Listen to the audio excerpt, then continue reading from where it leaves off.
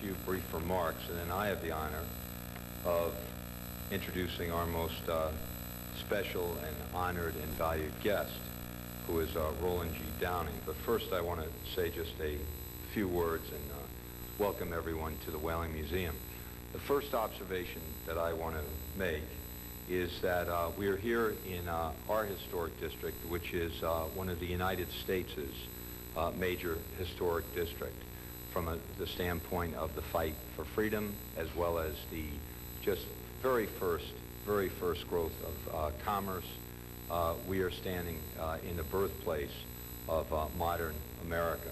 The advantage we have today is we're in the middle of a holiday week on our way to a school vacation, celebrating Patriots Day with Good Friday yesterday, Holy Saturday today, Passover going on this past week, Easter tomorrow, and then Patriots Day on Monday. And we are lucky enough to have SAR here, Sons of the American Revolution, here celebrating Patriots Day with us today. We also, though, must acknowledge that while we have an opportunity to learn about history today and see, as every school child in our city will over the next several weeks, as this great event is broadcast, as I was telling the President, this great event will be broadcast over and over and over again on our 2 and perhaps 3 networks that we have for the city.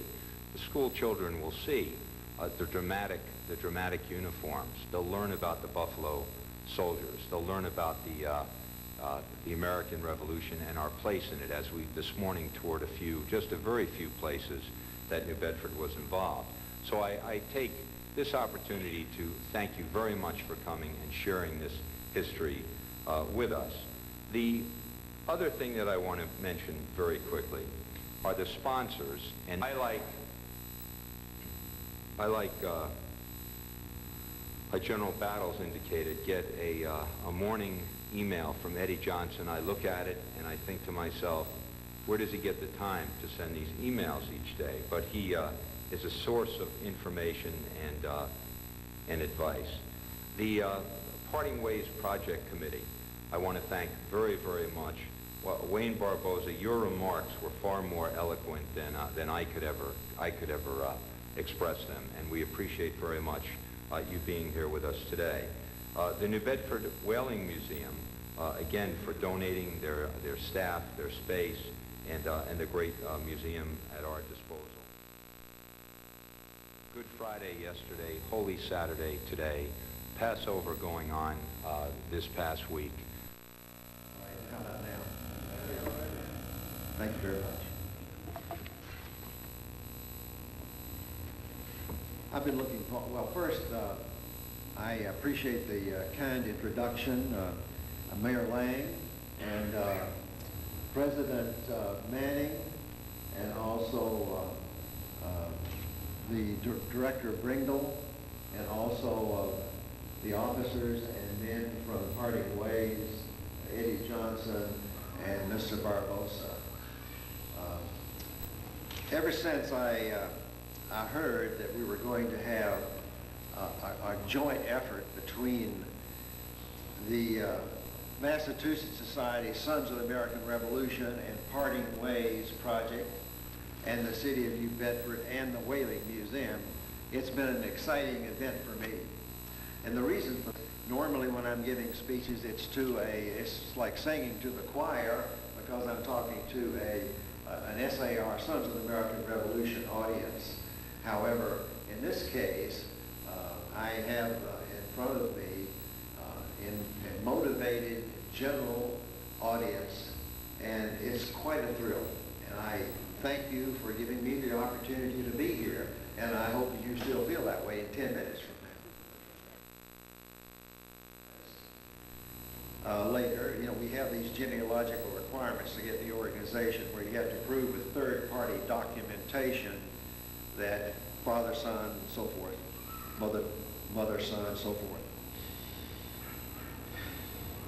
They might have scrutinized it and found some flaw and cited that flaw as the reason.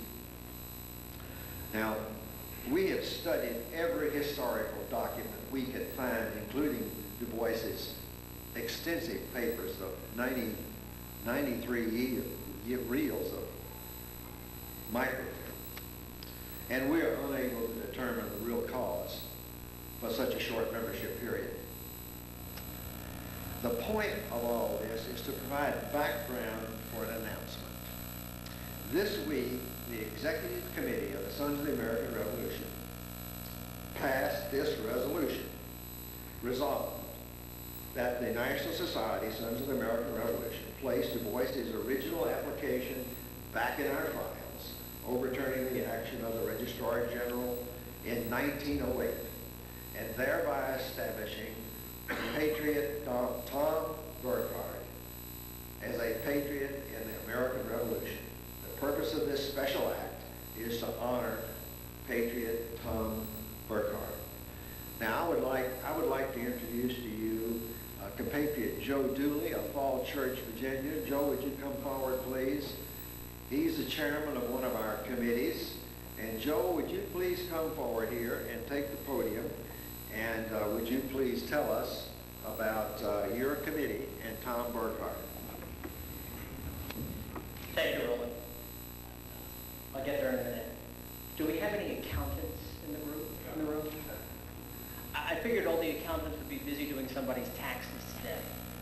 The reason I mention accountants is because accountants crunch numbers in such a way that it helps us understand things. Now, according to some sources, over 5,000 black Americans fought in our revolution.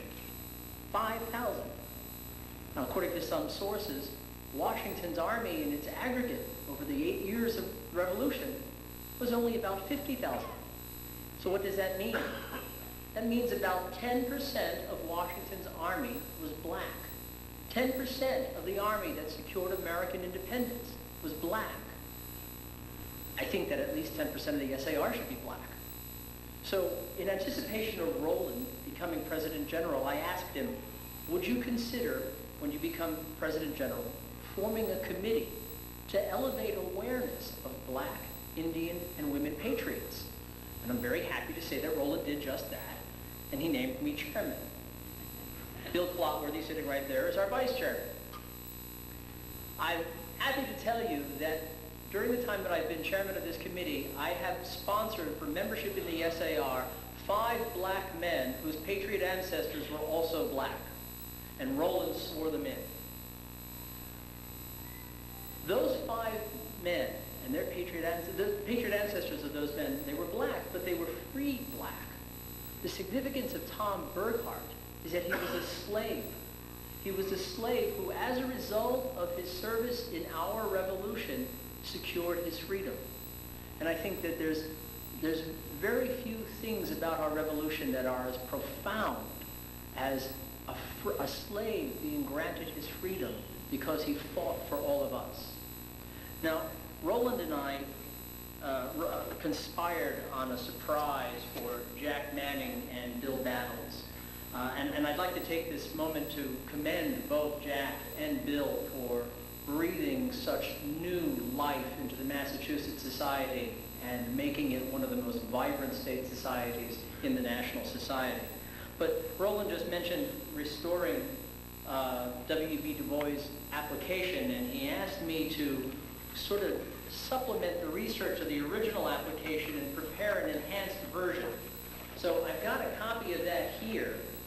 And our applications require the signatures of 2 sponsors, a first-line sponsor and a second-line sponsor. I'd like Jack Manning and Bill Battles to come forward to sign as the sponsors of W.E.B. Du Bois.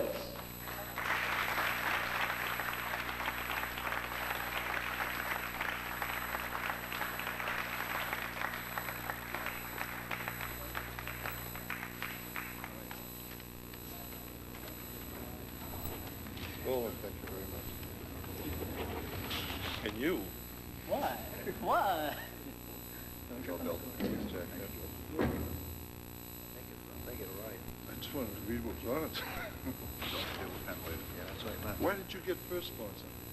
Because he's the president, that's right. He's always doing this to me. Frank has its privilege. Can't see my name.